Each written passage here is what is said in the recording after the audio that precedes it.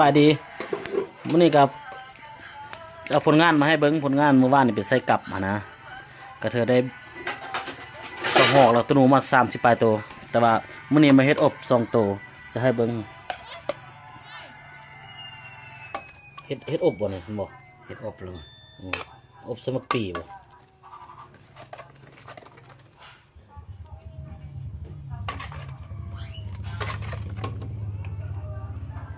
ลองซีบมั้ง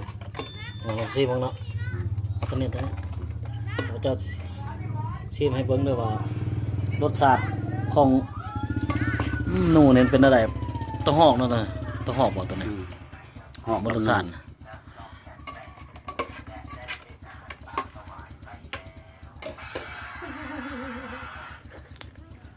ข้าวบ่สุดยอดแซ่บขนาดเลย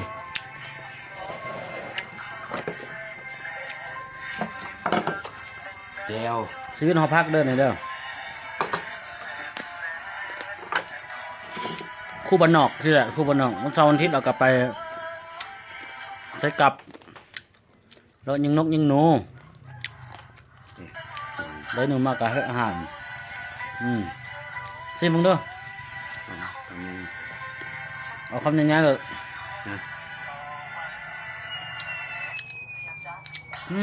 ครับบ่นอนวะหรือมันกระท่อมแล้วเนาะใส่เอามาใส่น้องเด้อคนงานมื้อนี้นั่งซาไปตัวกินข้าวแล้วจะสิคั่วมันจะกินอบเนี่ยก่อนลองไหมลองมั้งเนาะไม่ยังลองซิมก่อนอบหนูอบหอมอบหนูตัวนี้ผลงานที่เขาไปใส่ตีนี่โอ้เป็นไงใส่มือก็ได้ตีได้ลองเนาะอันนี้ผลงานเป็นอะไรสับข้าพเจ้าจิจำคำเขายังไงครับเบิ้งค่อยอยากกินเขาล่ะ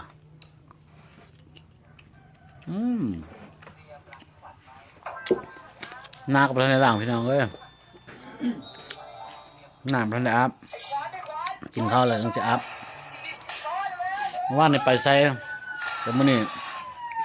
พยายามได้20 แป๊บโตเอาเฮ็ดกินนี่2 โต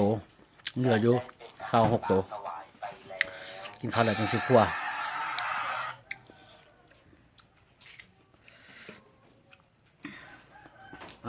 เข้าไปนี่เป็นเรื่องพอดีหรอรสชาติพอดีละ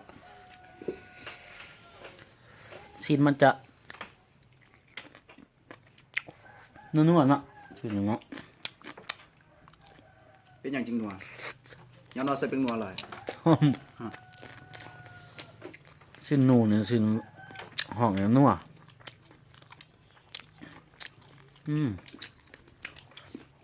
สุดยอดไม่ยังเนี่ยดอกยังเนี่ยยังละมันดอกยังดอกคาแกะเนาะว่าต้องปลาเนาะสิกินให้เบิ่งไอ้มันดอกคาเด้อดอกคาปลา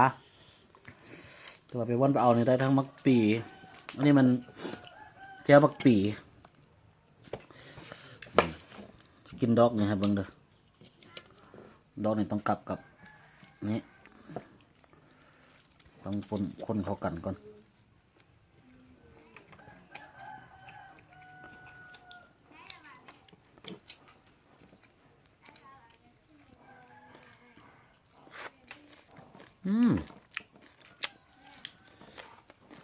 ผมเนาะเข้ากันผมนิดนึงแซ่บสัตว์ปลาเนี่ยนะก็แซ่บจำแจ้วก่อนแจ้วตำมะเสาน่ะจะที่แต่ว่าเมื่อเช้าในเวลาไปยามบริท้ายให้เบิ้งประมาณ10 ปลายตัวเพราะว่าไฟฟ้าบ่มาเมื่อเช้านี่แบกเบิดหากระซักน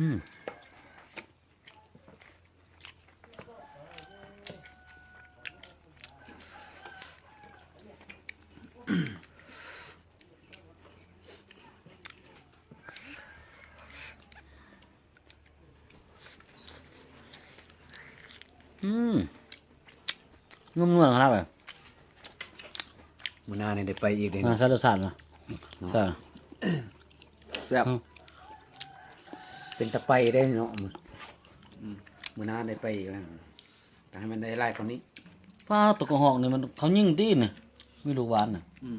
แล้วมันยิงบ่ตายวะตัวนี้ อ้าว หรือว่ามันวันธนายิง บอกว่าคนยิงหลายเทื่อแล้ว กินไปกินมาเจอลูกหวานพี่น้องเอ้ยระวังนะ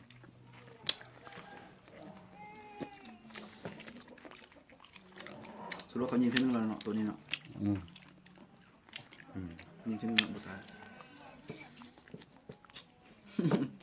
เจอลูกวันนี่เจ้าลูกวันมันเจอกลับอีก อืม รอด แซ่บ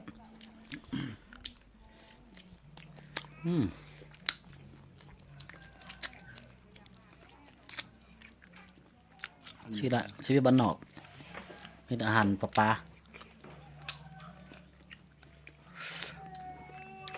แล้วเขาก็บเอามันหมดเนาะมันจะดับ แล้วตอนเอามันเท่านึง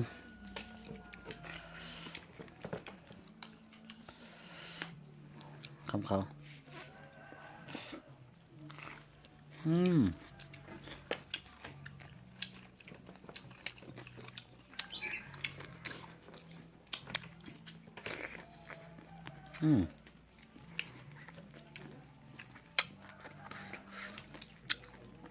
พี่น้องทั้งเมียมาบ่เอิญน่ะคนแสบน่ะอาหาร กินแบบง่ายสบาย พอเบิ่นพอมันน้อยเงินมันน้อยยังบ่เอิ้นนะ